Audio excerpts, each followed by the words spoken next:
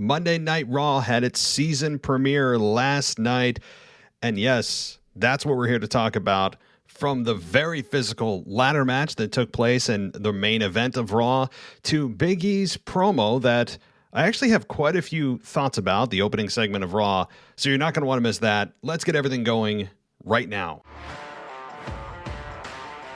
This is WWE superstar Drew McIntyre, and you're listening to the WWE Podcast.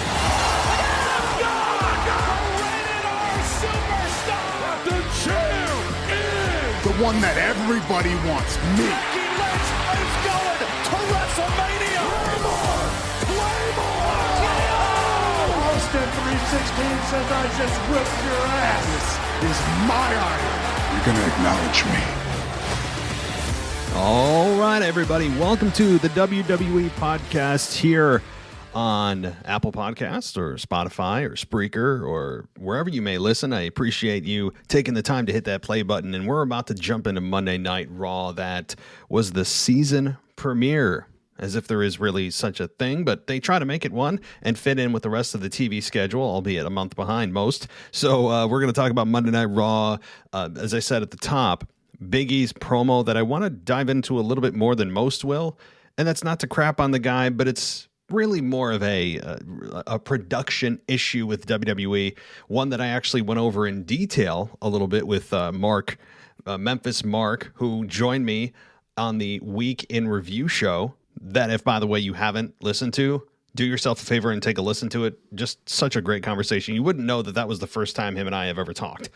That's all you need to know about that one. Just great. And this Sunday, I'll be joined by mailbag contributor, The Crisis, who has been wanting to come on, and I think that it will be a great idea because not only is he going to join me on the Week in Review, but he also has filled in for Mimi this past week on the AEW Dynamite review, and I think he did an excellent job.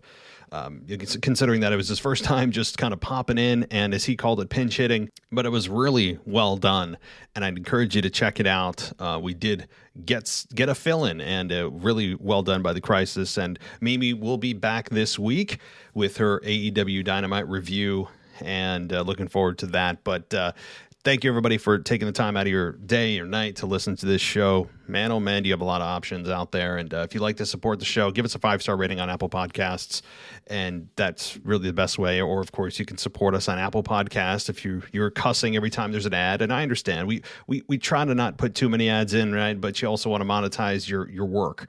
And so we throw an ad in about every 10 to 11 minutes. If you're wondering, hey, why the hell does it seem like every 2 minutes? It's really actually about 11 minutes that we throw an ad in. So if you'd like to get rid of those, though, we have options of going to Apple Podcasts and clicking the ad-free button, or you can go to Patreon and subscribe there for $1. You get everything ad-free. I mean, that's as low as Patreon would let us go. I mean, we couldn't get any lower than $1. So if you want to contribute there, you can, but you certainly get a bang for your buck, literally bang for a single buck over there at Patreon. So, of course, there's other tiers and actually merchandise. If you want like a mug for the show or a T-shirt from the WWE Podcast, if you join the highest tier there and you stick around for a few months, you get free gear. Just a little bit of an FYI there. So let's move into Monday Night Raw, guys.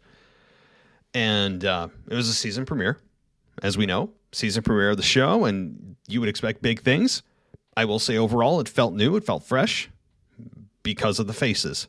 It felt new and different because simply of the faces on Monday Night Raw. But that's about it.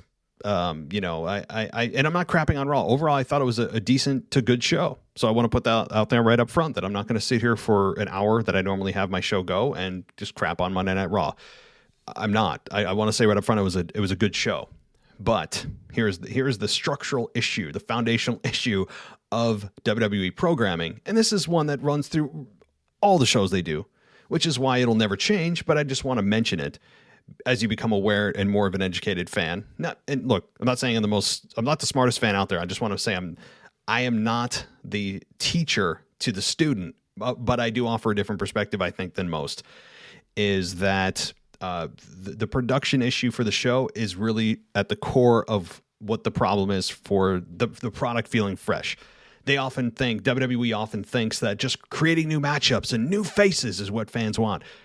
Well, that's a Band-Aid on a bigger problem, right? That's putting your hand over the hull of a sinking ship. And the biggest problem is that the show doesn't feel very unpredictable or like anything could happen because the show feels so structured. You almost know what's coming next. And the only thing that's different is the face that fills that role. Everything else is extremely predictable, right? Like at the beginning, you know you're going to get a promo. You know that promo is going to lead somehow to a main event. You know that if chaos ensues, the official or GM or commissioner at the time is going to come out and say, whoa, we're going to have a multi-person match. You know that's going to happen. If you've been watching wrestling for any length of time, you know this is the case. So those types of things, and production-wise of people not having conversations with one another backstage, they're staring at the camera in front of them and talking to each other sideways, that kind of stuff. The way promos are structured are just they're very formulaic. No, it's almost as if anyone can say the lines that they're delivering, and it's sometimes too cute, and it feels like it's coming from the same cloth, so to speak. So that's more, again, this is a larger conversation, and it's one that you could go on, and I could go on with a co-host for many hours about this as really the root of the problem in WWE. Not necessarily like the little things like, oh, promos are scripted. Oh, it's the same matchup. Oh, like those are symptoms of the larger problem, which I just described. So all that said, guys, with Monday Night Raw, it felt good to see new faces, but that is deodorant on an otherwise kind of rotted format that WWE will not break from. And you know what? It's been successful, but this newness will wear off quickly once people get used to those faces on Raw, and they start to run out of matchups and combinations to put people together. And instead of addressing the root issues, they just try to bring in new faces and bring people on that have no business being on the show and don't explain it. Things like that. I mean, there's another root cause of the problem. They just don't bother to give you details of a story and expect the fans not to care or notice. All right. Well, with all of that said, guys, I know a huge, long introduction there, but I wanted to preface that because when we had Big E open Raw, see, I'm all tying it together. It's not just me rambling. Big E opens the show. And what does he do? What does he do? He does the one thing that I say every time someone comes out, they do. They have to welcome us to Monday Night Raw. Why? Is this community theater? Is this a magic show? Where are we, right? This is supposed to be a product that we feel anything could happen at any moment. That feeling left a long time ago. And I understand that some people don't care about this or notice, but every time I hear somebody do it, it could be Drew McIntyre. Drew McIntyre has done it a million times. Anybody that comes out, done it. Maybe the GMs, or rather the officials, open the show. That's happened once or twice. They welcome us to Monday Night Raw. Why are we being welcomed to the show? The announcers do that. If the announcers want to do that, fine. They're the ones welcome the people at home. I think the people in attendance know what show they purchased their money to see and be in attendance for. And I'm fairly sure the people watching at home know exactly what the hell they're watching. So why they feel the need to whoever comes out, the first thing out of their mouth is not about their program they're in, the storyline they're in, the person that they want to get revenge on, or a mission that they have.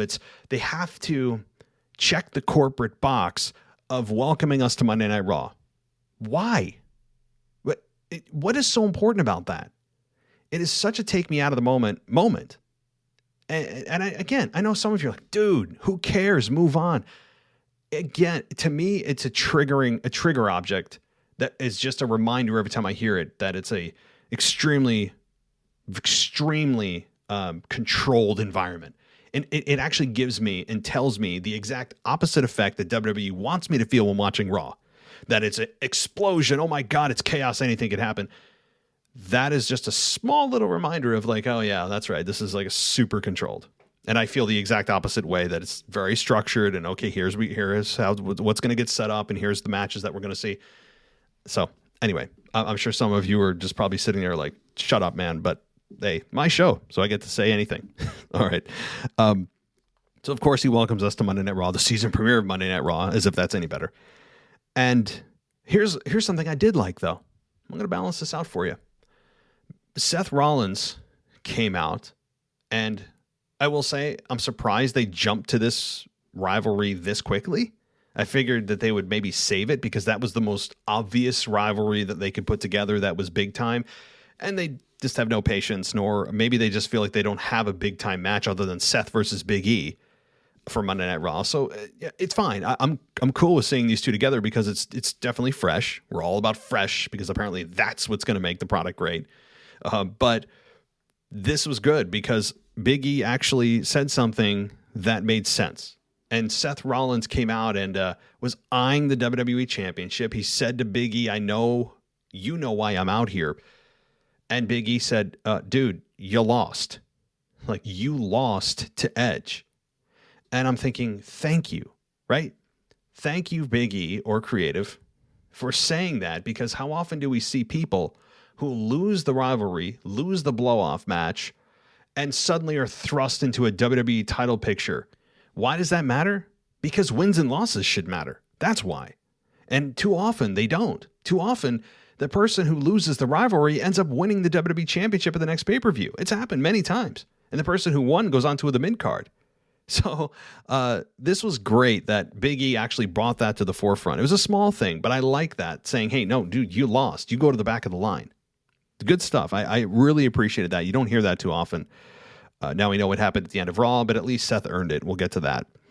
Then we get the single file line of everybody who feels like they are a contender for Big E's championship coming out to the ring. For some reason, Rey Mysterio feels like he is. And his justification for it was, look at my resume.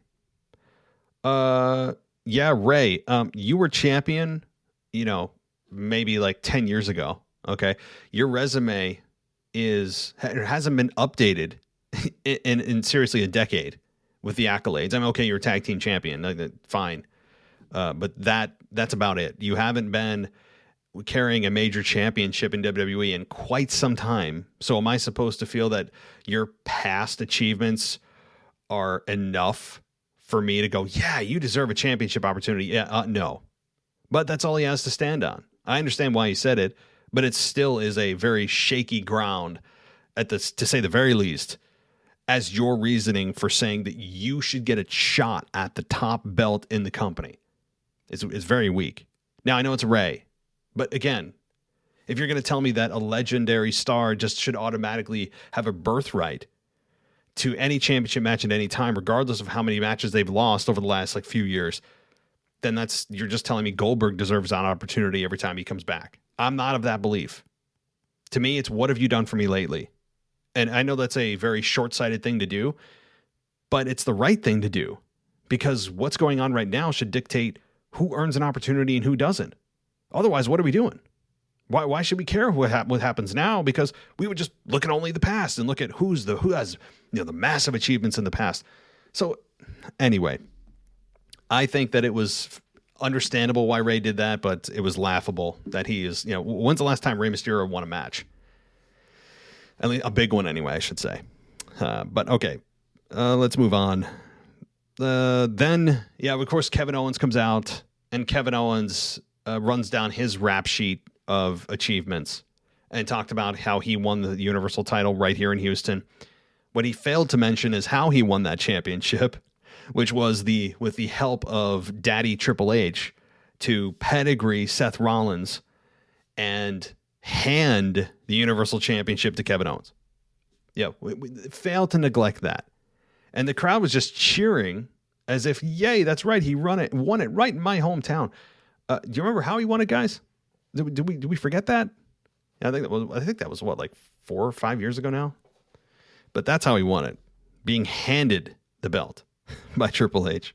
The other thing I'll say about Rey, as I'm remembering, I appreciated his reference to the eye for an eye match they had and that they're no strangers to each other, because I'm still not ready to see them ever compete ever again. It feels like they were in a 5-year-long program, and I know it's been a hot minute since they've had a match. I don't care. I'm done with this rivalry. And to see Seth and Rey on the same brand, I was going, oh no, please no, do not reignite this rivalry, please. And it doesn't seem like they're gonna. Nothing indicated to me that was going to be the case. and that's a good thing. So A+. But I just want to mention that. So inevitably, this breaks down as Finn Balor also came out, and everybody starts brawling. And you know what's going to happen with that is Kevin Owens went for a stunner. He missed it on Seth. Seth rolled out of the ring. I like that. Small thing too, but I liked it. The biggest heel did not get, he didn't get a finish hit on him, and it makes you want to see it, which actually never happened at the show. I wanted to see Seth get stunned. It didn't happen, which is fine. But this led to, of course, Sonya Deville, who is really starting to come into her own as a heel authority figure. I think she'd be way better suited as a in-ring competitor heel, and why she's able to and how she was able to get this position still was unexplained. But she got booed pretty damn heavily by the Raw crowd in Houston, and she makes a fatal 4-way match, and the winner is awarded a championship match against Big E. And she said she's going to up the stakes. It's the season premiere, so we're going to have a ladder match. Cool. I was like, all right, I'm down. When's the last time we had a ladder match? Just a straight ladder match, not Money in the Bank, right? It was fine with me. So I will get to that match later on in the show, but I want to move on to a different topic here and go to Zelina Vega and talk about her win as the first ever Queen's Crown, i.e. Queen of the Ring. Okay, I don't know why they didn't name it Queen of the Ring. Was there any reason? Did somebody just feel that was too simple, too predictable? Was there some underlying reason they couldn't just say Queen of the Ring? Why do they have to say Queen's Crown? That doesn't make sense. I mean, of course the Queen, is going to wear the crown, just like the King's going to wear the crown. So it's a King's crown now too? Why would you point it at the object, right? Why would you point the tournament being driven around the object, the prop of the crown? Just say Queen of the Ring. Do they feel that would be secondary? That wouldn't match up, so they need to name it something different to alter our perception that Queen of the Ring would essentially be secondary to King of the Ring? I don't know. I think it was a misstep. They should have just said Queen of the Ring. Make it easy. But they didn't. It's essentially Queen of the Ring. So, Zelina Vega has her coronation. And look, as you guys know, if you listen to me for any length of time, you know that I'm a big Zelina supporter. I was a big supporter of her when she was a manager for many years with Austin Theory for a hot minute during the pandemic era, and Andrade, Cien Almas, right? I was a big fan of hers, and I knew there was something more. She's got a presence to her. And for the most part, she's translated that into in-ring competition and has done pretty well, albeit she had a massive losing record for a few months after her return from being fired. And then she started to pick up some wins, and bam, she wins the Queen's Crown. So I said, hey, I think she would be a good fit for this role. She could play the evil queen, and that's exactly what we're getting. If it wasn't for Zelina being so magnetic on the mic and on camera, I would not be happy with this, because it is such a stereotypical, just kind of watch paint dry, formulaic result of somebody winning King or now Queen of the Ring. And I normally would say this is terrible. And you know what? It does take a little bit away, I think, from Zelina just suddenly transforming into this hallucinogenic competitor that believes she's an actual queen now. And by the way, why is Charlotte not having a say on this? You know, she's apparently the queen of WWE. Well, Charlotte has been claiming this for many years, before the Queen's Crown was even a thought in someone's mind. So it's going to be interesting if Charlotte ever has a take or a interaction with Zelina. But that's neither here nor there, because they're both heels. So, you know, unless they plan on turning Zelina or Charlotte babyface, I don't really see how that could manifest into an actual program just yet. But you have Zelina, who is claiming that people are subjects. Here we go with the subjects thing, right? The good old subjects. That is just, I don't know. Is there some kind of disease that is attached to that crown and the scepter that you contract when you touch them? That you suddenly become this delusional individual that believes there is some kind of actual royalty? And they have to all say the same things about people being their subjects and peasants and everyone bow down to me and I'm going to rule the kingdom. No, you're not. You're not going to rule anything. You're not going to rule anything. And by the way, you didn't really win anything. You won a make-believe prize that we're all supposed to participate in the delusion of. Now, what it meant back in the day was it had actual prestige. People took it seriously. They didn't suddenly become these pretend community theater, I'm going to play a king or queen type of characters. It was actually a launching pad, and it was a message sent from WWE to fans saying, "Hey, here's our next guy." Right? They didn't have Queen of the Ring or Queen's Crown. They had just King of the Ring, obviously. So it was a message of like, this is our next guy. Look out for this guy. Triple H, right? Steve Austin, probably the most famous King of the Ring winner of all time. Look what happened to his career. Now, was it because of King of the Ring? I mean, not directly, but look what happened with the Austin 316 thing. So it was usually a message from WWE to the fans. And they didn't just suddenly trot around every week with the crown and the scepter and the cape. They didn't do that. It was a much more serious, prestigious victory. They felt like they actually won something, even in reality, they really didn't. Today, it's so superficial that the person suddenly is just transformed into somebody else, believing they're ruling an actual kingdom. So we'll see what Xavier does with this. I have a feeling that he's going to continue to wear the crown, and Kofi's going to continue to be an absolute just miserable, just eyesore and wart on my eyes watching the product, which is exactly what his character is, of pretending like Xavier's flying using the cape and all these like just childish kindergarten, just awfulness on my screen. I mean, there's no other way to put it. It's awful. But if it's, again, I'll say it with Xavier, if it's part of a heel turn, sign me up. Sign me up. Now back to Zelina. She suddenly also adopted a British accent. I didn't know that was a part of the story. I didn't know that was an attribute or an asset that you acquired from winning the tournament. But apparently it is. She kind of popped in and out of her British accent, if you noticed. Did she do hear ye? I think that was Kofi who did that, but she had in her promo a few times she went like all British on us. Take a listen. So that was new to me. She changed her actual language, and so that was news, and I actually laughed at that. I mean, I like Zelina so much that it kind of supersedes this silliness. But if it was anybody else, this would be awful. I mean, just awful. But Zelina is kind of a perfect fit, even though this is super, super cookie cutter. Now, her match with Doudrop was supposed to be, it was weird because this match, everybody was watching backstage, which I actually had no problem with. All the baby faces were kind of scattered in single file, of course. They all have to be lined up perfectly. So when the camera is on them, everybody can see them. Everybody watches everything sideways.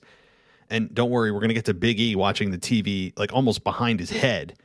Just another production, just massacre. I mean, it's a production amateur error, but everybody's perfectly lined up in like their little ways so the camera can see them. But I had no problem with everybody watching. I was fine. I was actually cool with that. And Doudrop was backstage, and we had Jimmy Smith say that Doudrop's out here she was watching backstage. She's here to shut up Zelina or something to that effect. And I don't think he knew that it was not an impromptu. It was not an impromptu match. That it was actually a scheduled match. Nonetheless, we got them in a match, which I thought was fine. I think Doudrop and Zelina work well together. Doudrop didn't really say a whole lot. Actually, she said nothing. And we had Zelina use the scepter for victory to get the pin. I actually have no problem with this. Zelina shouldn't beat Doudrop. She should not be able to beat her in a fair fight. And she didn't. And we had her win via a scepter. You know what? Fine. If this is the Zelina we're going to get versus the Zelina that was with Carmella and losing on a weekly basis, I'll take this every day. Twice on Sunday. So even if it's extremely cookie cutter, sign me up. I mean, really, I know some of you are out there thinking, oh, this is so stupid. But Zelina Vega, if you're going to do it, she's the perfect cast member to fill this role. she fits it so well because she's got like an evil presence about her anyway. And I don't mean that in a literal sense, but in a way that she's kind of a darker personality. She's got that little like feistiness, but also she's always looks like she's got an agenda. I don't know how to describe it, to put my finger on it, but she just fits this role. If you're going to do it, she fits it well. But that was the Dewdrop match, and it was fine. I really didn't have an issue with it. Oh, one other thing Jimmy Smith said that I have in my notes here that I wanted to bring up. We had Jimmy Smith say that when Rey Mysterio came out, that the roof just came off the Toyota Center. Hey, Jimmy, have you ever heard the roof like actually come off? And I don't mean that literally, but have you heard when there's an actual massive pop versus Rey Mysterio coming out? It was just a nice warm reaction for Rey. He oversold that a little bit. If anybody else catch that when Jimmy Smith said when Rey Mysterio came out, and Rey Mysterio got a good pop, but Jimmy, tone it down, man. No, the roof did not come off the Toyota Center for Rey Mysterio. I can promise you. Tone it down, okay? Moving on here. Here's a random little thought I had, because they kept playing some of the packages or reviews from Crown Jewel, and I'm fine with that. You know, like, hey, you just had a big pay-per-view event. You want to be able to review it and remind fans of what happened. A couple things I'll say, and I'm going to give credit where credit's due, and this is from Amanda Jin, great listener of the show, and she always chimes in so quickly when I have questions or I'm not up to pop culture or whatever the case may be. So I had a question about the Saudi Arabia deal. I thought it was ending in like a year or two. Oh, no, guys. The Saudi Arabia deal, get this, reportedly, and I'm reading verbatim. She Googled this and sent me a screenshot, and I believe it because this is from CNBC, so a credible news source. It came, and this is what it said. WWE reportedly earns up to $40 million per event in that. This is the hardest part to swallow. In a 10-year deal with Saudi Arabia signed in 2018. Should WWE gain more global media deals and follow through on its plan to increase revenue, it could top $1 billion in revenue, which would be the highest in the company's history.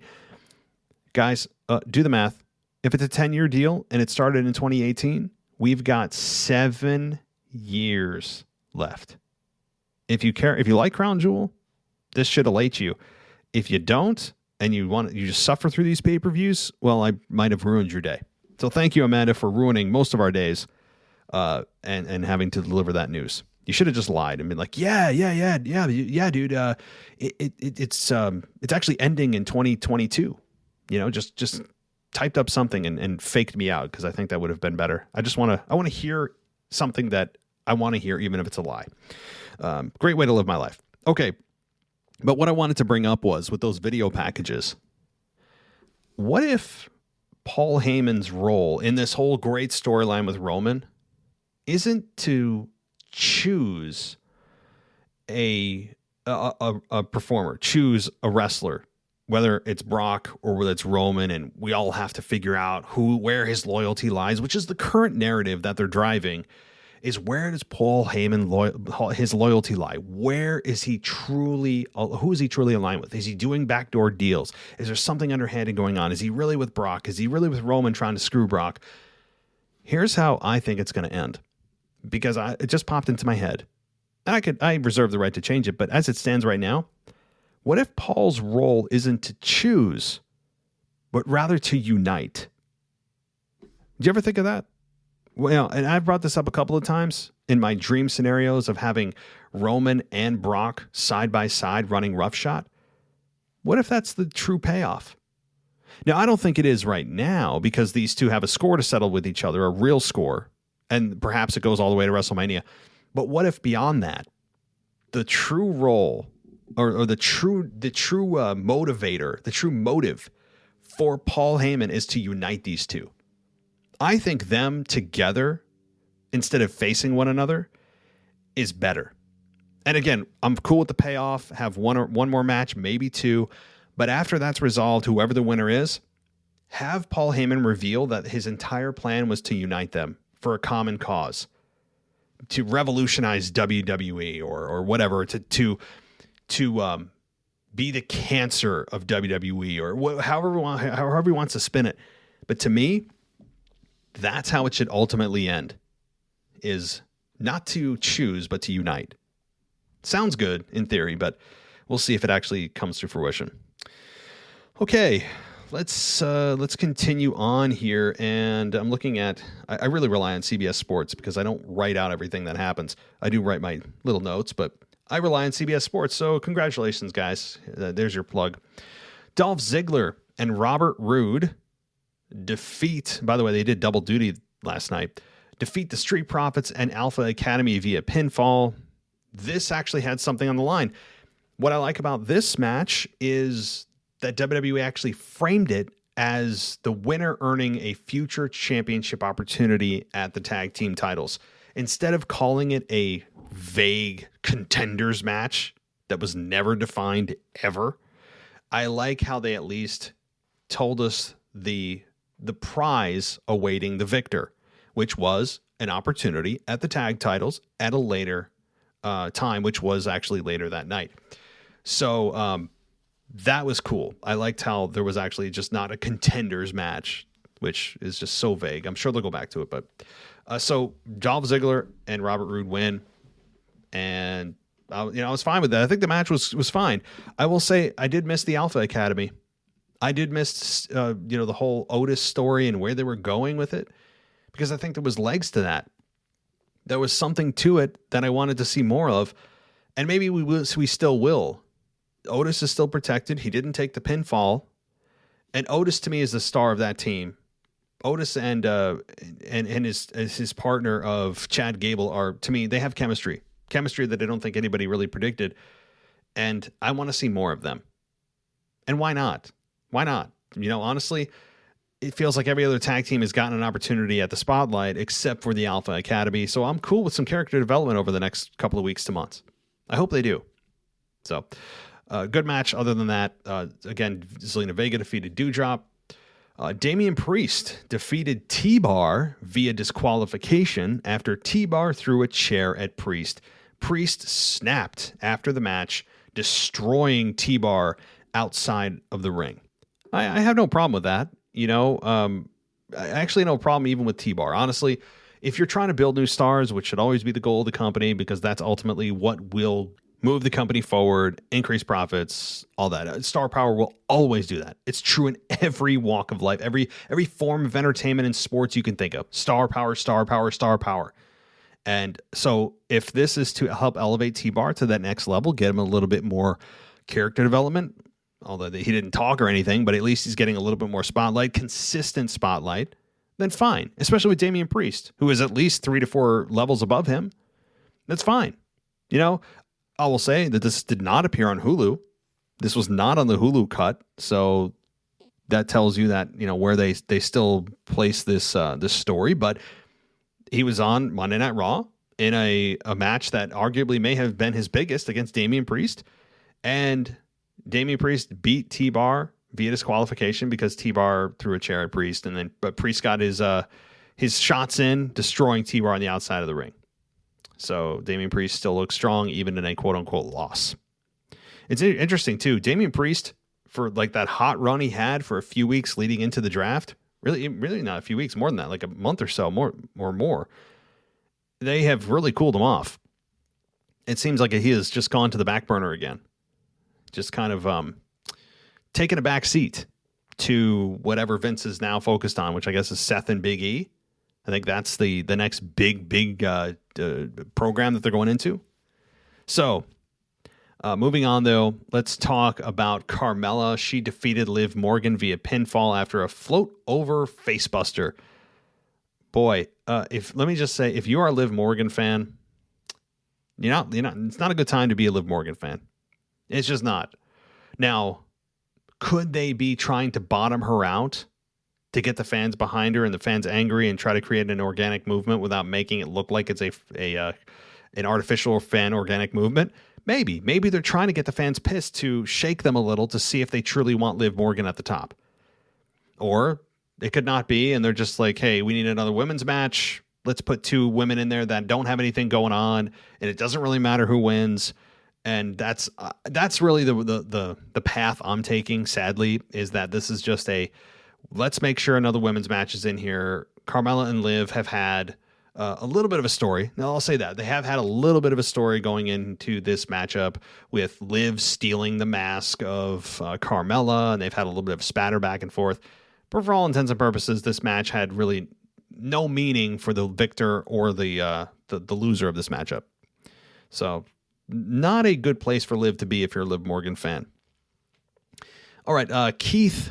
I'm just going to call him Keith Lee. I cannot say his nickname. I can't do it. I can't do it, guys. If you want to do it, you can do it. It feels so markety, as if he needed something, and Vince is sitting in his office, and he was watching like National Geographic one night, and he's watching like, like some special on wildlife in the mountains, and he's seeing wolves, and he's seeing mountain lions, and he heard them mention like a bear cat, and he's like, damn it, that's it, right? And he just grabbed onto that, and he's like, that's who Keith Lee is, right? We need a nickname for him. We need to market him. By the way, nicknames are earned. They're not chosen. They just happen, by the way. There's nothing worse than a nickname that someone just tries to assign you, or even worse, you try to assign to yourself. It's something that just happens. And nothing happened with Keith Lee that would warrant, I'm trying to say it, nothing that he did would warrant Bearcat as his nickname. Nothing. So, okay. Anyway, he defeated Cedric Alexander via pinfall after hitting the Big Bang Catastrophe. So, did he also watch Big Bang Theory? I don't know. Great show, by the way. My wife and I are like binging that again. I've already seen every episode, but honestly, it's a show that you can just pick up and watch at any time. It's 20-minute episodes. It's like watching Friends, another great series that I'm sure some of you are very familiar with. Probably one of the most, if not the most popular sitcom of all time.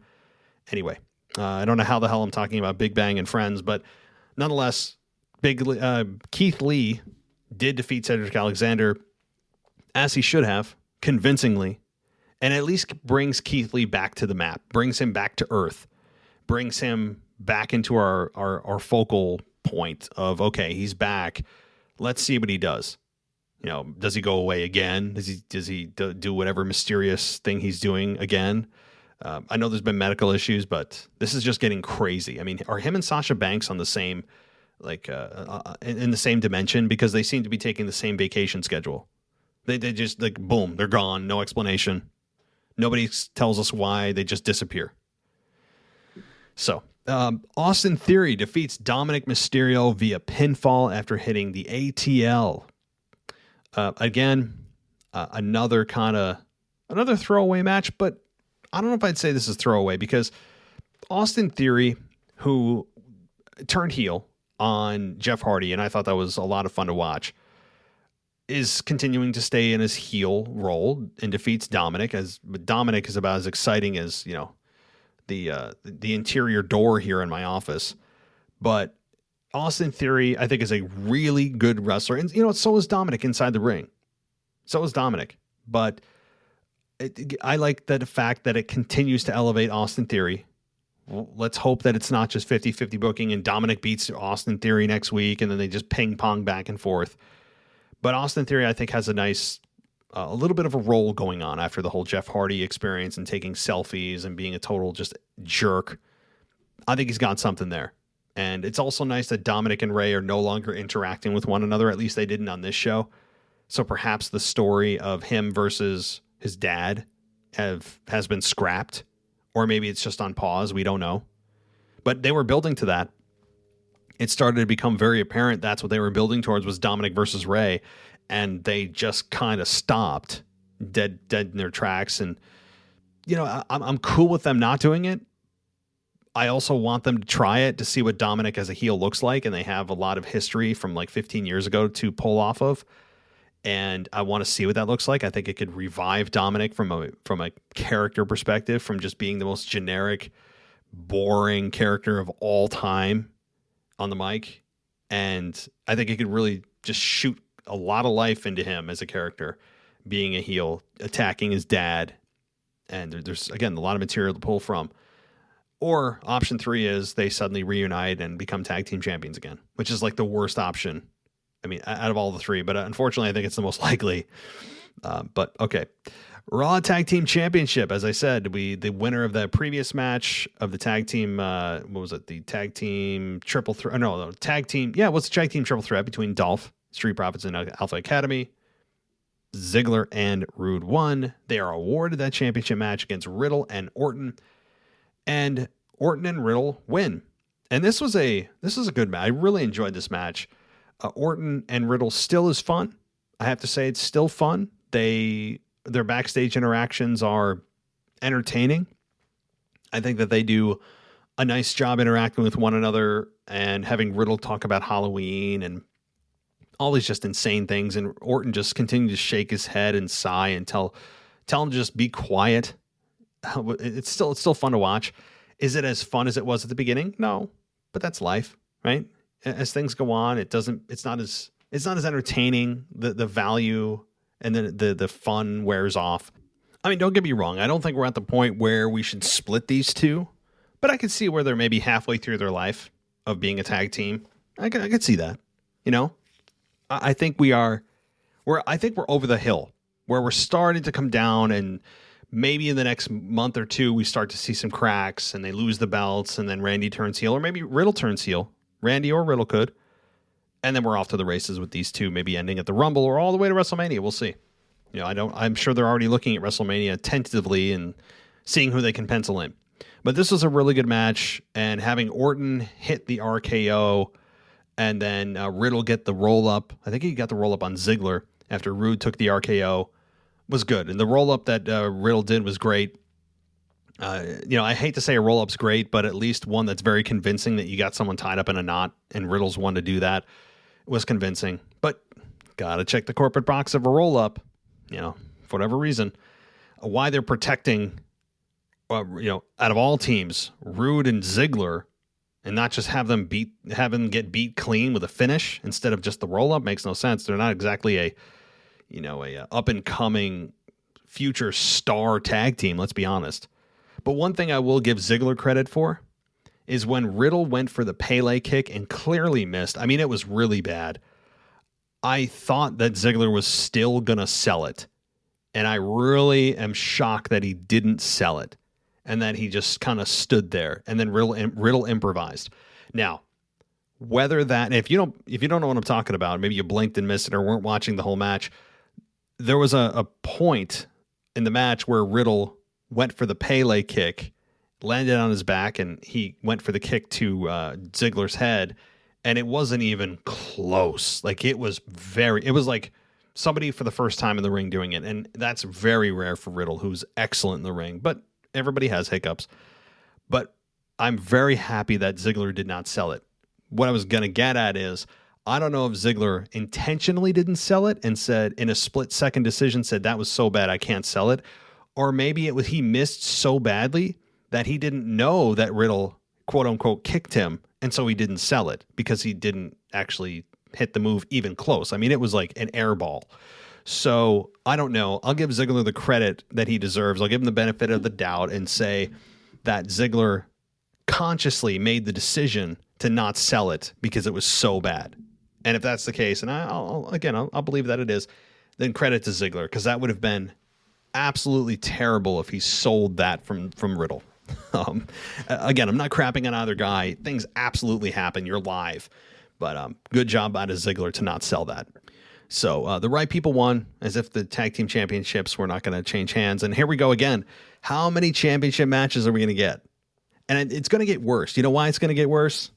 Because Survivor Series puts the fake manufactured brand rivalry ahead of their own championships, which means that we're going to get championship matches that normally would have happened at Survivor Series, but now are going to happen on the Raw and SmackDowns leading up to Survivor Series, because you can't have your normal structured pay-per-view of having people on the brands fight for championships, which is why we're getting the match next week of Becky versus Bianca for the Raw Women's Championship, because they can't have it at Survivor Series since it's going to be probably Sasha, or rather Becky versus Charlotte, and there's really no consequences. So that's the reason, and get ready for a lot more championship matches on free TV, as if we didn't have enough, you're going to get more.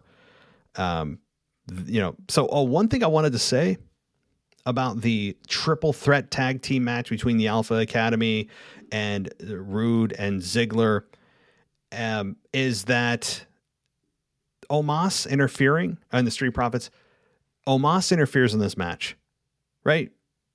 How the hell can he interfere in this match and not get disqualified? How is there no disqualification? Is it because it's a triple threat? The referee didn't say anything. I mean, he blatantly attacked the Street Profits right in front of the referee. And I'm thinking to myself, why isn't there a disqualification? How is there no disqualification? So, I mean, to me, I guess it's because, it's a triple threat. The triple threat rules are just make no sense. I would assume that's the justification. It's terrible, but I just want to bring that up. Just wanted to bring that up as like, what are we doing? Why is it just because there's more than two competitors or two teams in a match does it automatically default to no DQ? Somebody explain that to me. Okay, let's get on with Monday Night Raw here. Not too much left to talk about. Becky and Bianca. Great matches between the two. Great promo between the two. I really enjoyed the promo that they had here, and Becky calling Bianca Esther. I thought that was her real name. It's not. Bianca is her real name. It's her real name. Somebody made me privy to that. I wish I could give you credit. I'm sorry, I don't remember. I don't know if it was Amanda or somebody else. Esther is not her name. I don't know where she gets Esther. Somebody mentioned as EST of WWE. So Esther, but I don't get it. And why she needs to be cute with it, I don't know. But anyway, that's beside the point. These two had a really good promo inside the ring, and Bianca continues to shine. Belair demanded a title, demanded a shot at the championship, but Lynch again told her to get the back of the line. So I guess it's the back of the line night. Belair ended up dominating a brawl between the two before Lynch finally agreed to give Belair her match, but made it clear that it would be some other night. It was confirmed later in the night that the title match would take place next week. I'm reading again. You guys know my sources, CBS Sports, to kind of fill in the blanks and remind me of exactly what happened. And I'm glad I read that to you. This is, again, the promo was really good between them. Bianca just is an absolute star. I can't put her over enough. She is, and I really didn't think coming from the Street Profits when she was obnoxious with the Street Profits. And I mentioned this a couple weeks ago. The whole poison angle with Montez Ford was just bad, really bad. But Bianca has risen to the top of the female division. I mean, she's such a delight to watch. They've had a few missteps with her, but everything that she seems to be doing, her presence, her in-ring, her strength, everything, she's an absolute future Hall of Famer. I cannot say enough about her. Becky Lynch, to her credit, same boat. She's just not the shiny new toy, but Becky has accomplished more. And they even brought that up at Becky talking about how hasn't lost her championship since WrestleMania 35, which is effectively true. It's hilarious, but true. So I enjoyed that. And the one thing I'll have to say, and this is not anything on these two women who are just absolute pros at what they do, is the logic here. Again, another fatal flaw in the logic. What am I talking about? Well, we had Becky Lynch tell Bianca that you get to the back of the line. You lost the match. You lost the triple threat. You're in the back of the line. And what does Bianca do? She attacks Becky, and then Becky subsequently awards her with a championship match. It never ceases to shock me. It probably should.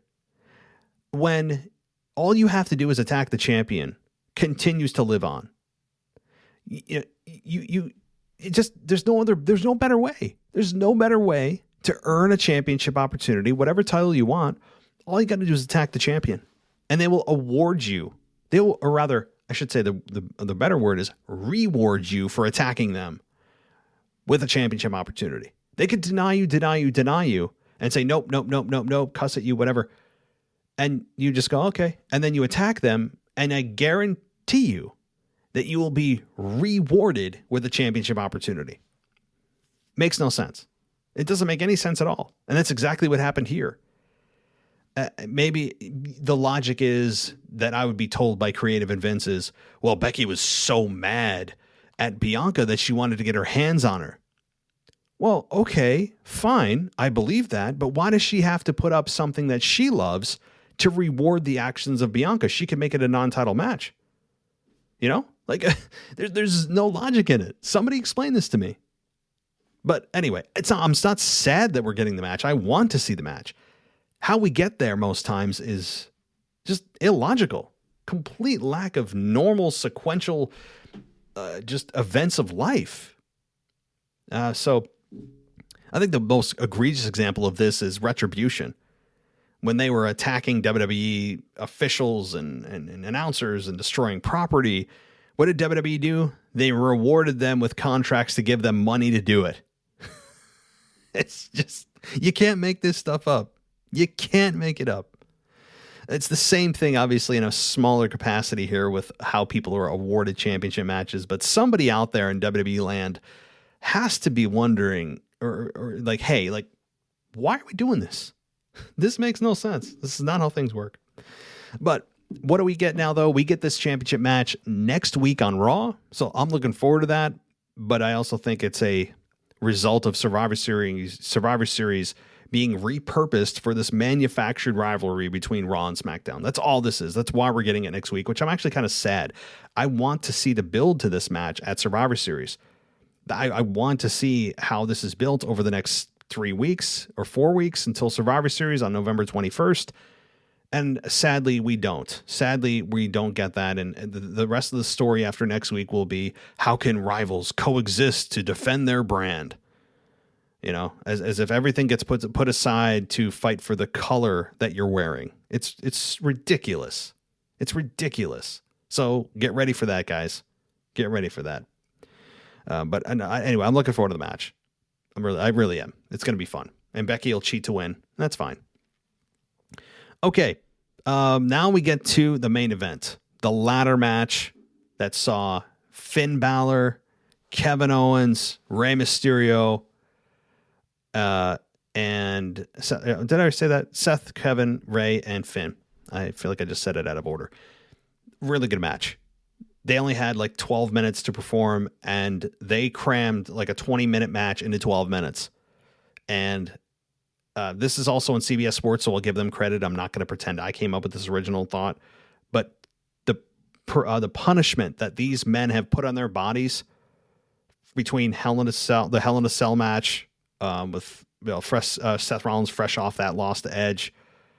I mean, he has to be just absolutely bruised from head to toe on the inside of putting his body through that much pain and traveling, thousands of miles and then having a ladder match. I mean, this is why they get paid the big bucks. This is why most people would never be able to fathomably ever do this schedule and put the type of mental stress and physical punishment you have on your body. There's really no more challenging thing that you could do than have this schedule.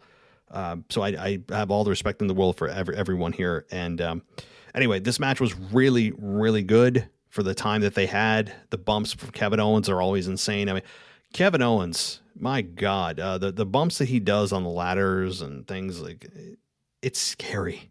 It's scary. I mean, I give him credit, but damn, dude, save yourself for AEW. Or maybe that's what he's really auditioning for.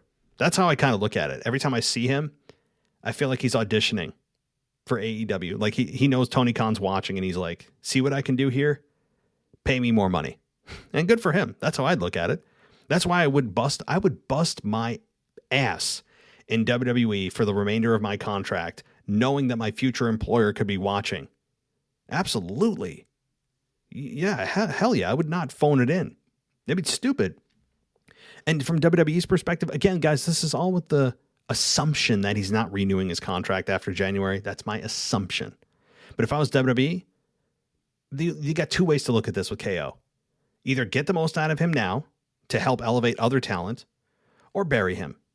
And they were burying him for a while with Happy Corbin. He was off TV, on TV, off TV, not doing much. And now he was put into essentially a number one contenders match. So perhaps they do recognize that even if they don't want to elevate him, that they'll do whatever they need to do to at least get the most out of the asset that they've invested a lot of money in, rather than just burying him for their own ego's sake. But it's going to be very interesting the next few months what they do with Kevin Owens. I can tell you he's not going to go on a championship run, but he could pop in and out of the main event as they see fit and as they need to use him.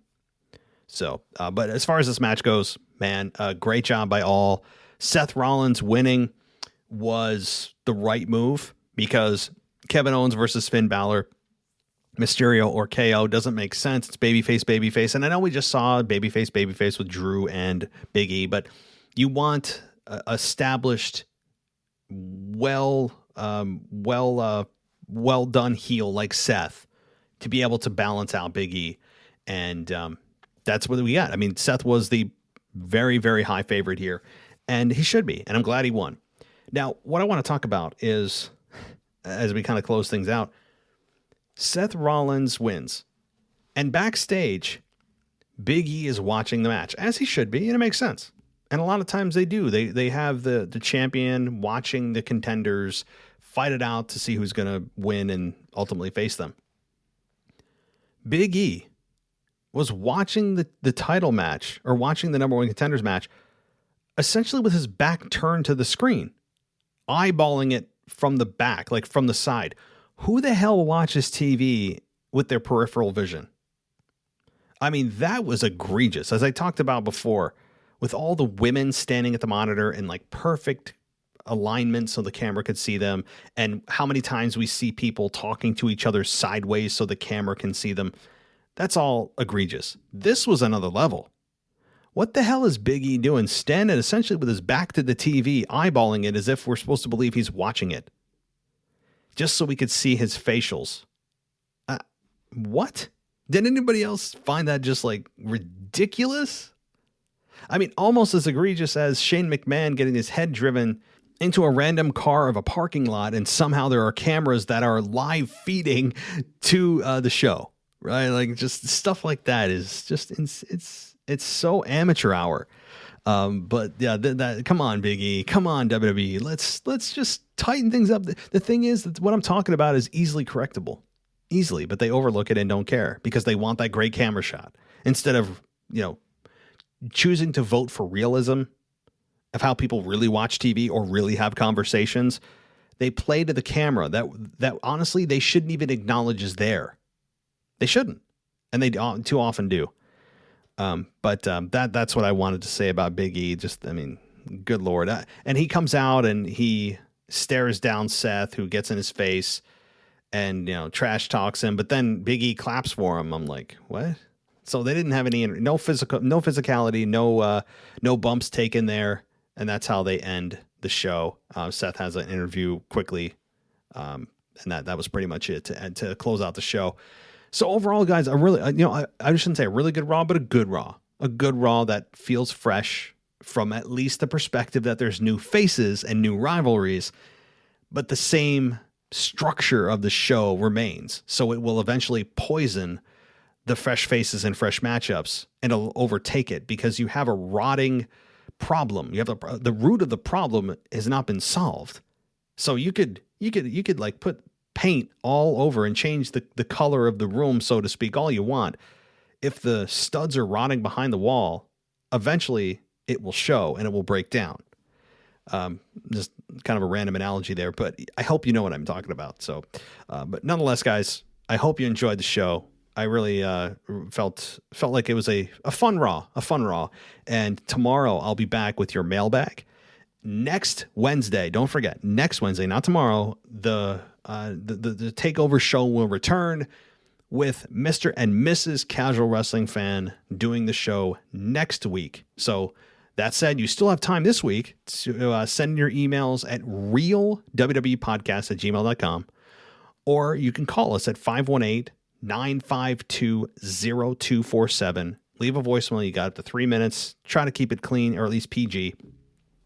And if you're a new listener, or you are a longtime listener and want to participate, we always love new voices and new opinions. And don't be shy. Don't be shy. So thank you, everybody, for listening. Again, please give us a 5-star rating on Apple Podcasts if you have a minute, or considering joining us on Apple Podcasts or on Patreon. Thanks, everybody. I'll talk to you next time.